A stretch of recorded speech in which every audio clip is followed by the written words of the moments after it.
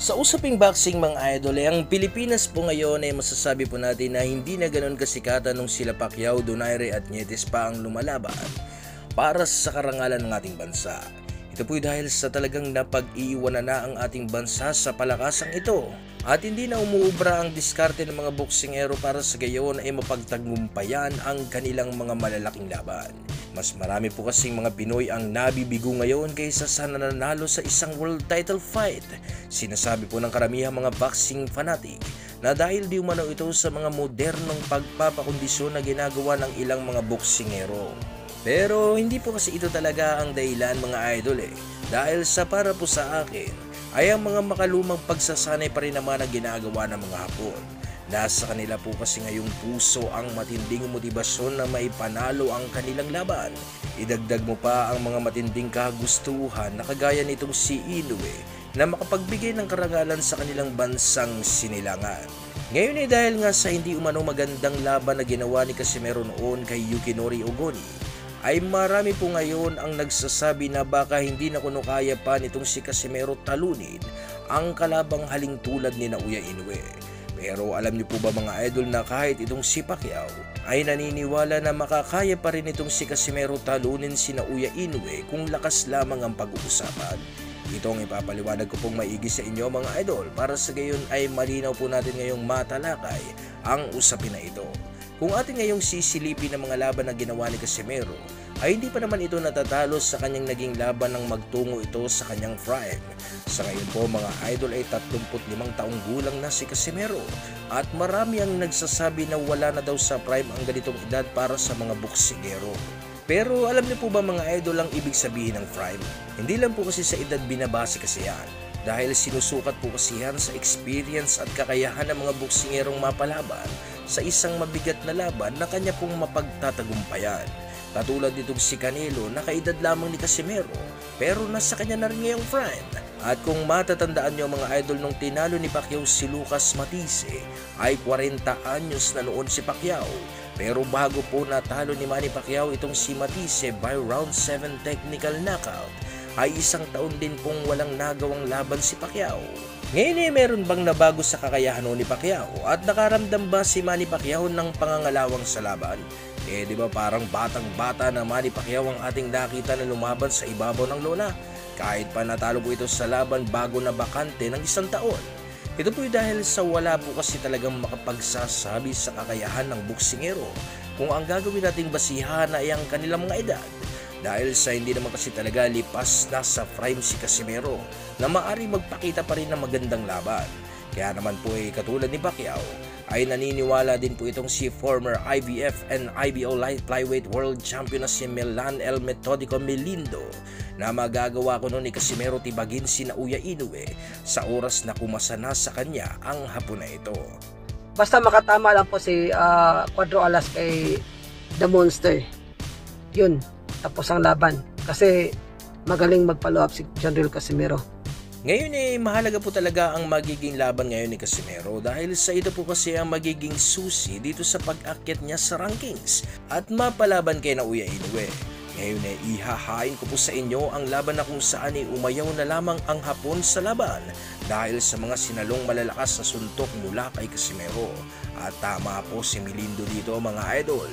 Dahil kahit nasasalag po ito ng Hapon na si Ryo Akaho, ay nararamdaman pa rin ni Akaho ang bigat ng mga suntok nitong si General Casimero na naging dahilan kung bakit nakapagpasya na lamang ang Hapon na si Ryo Akaho na umayaw na lamang sa kanilang naging sagupaan. Round 1! Atol, kita! Ano? Hoy! Karo na tol. Straight tol. Boom!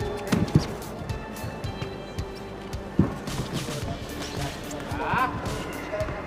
Straight. Wala tol. Wala, gigil na tol. Kita. Bantay sa kaliwa. Wow!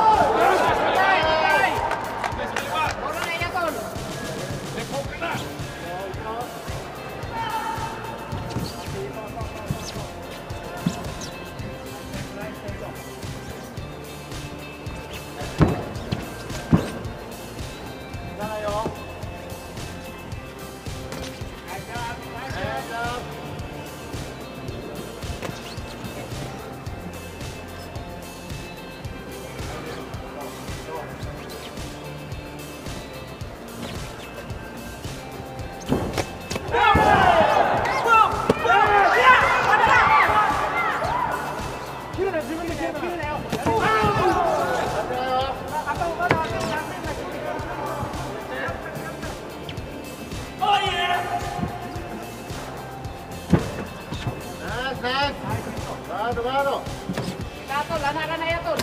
Boom!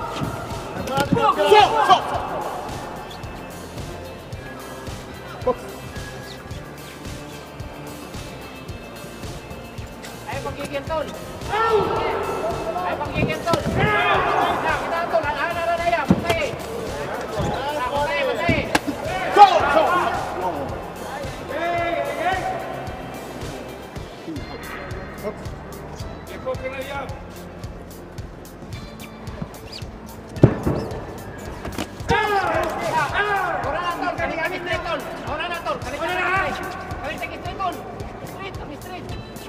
Lo pare.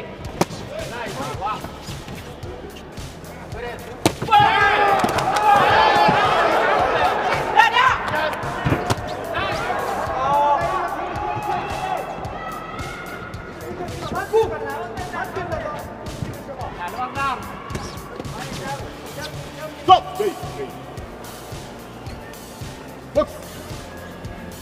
Santol kita. Enak Santol.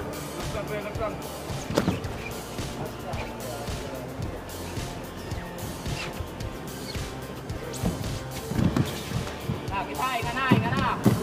Nah. Boom.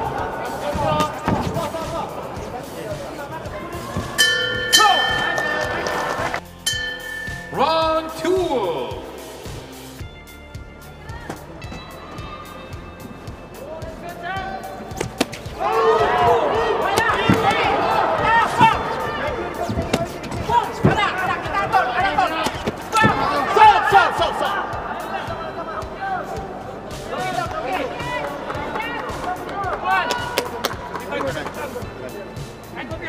Santol kita.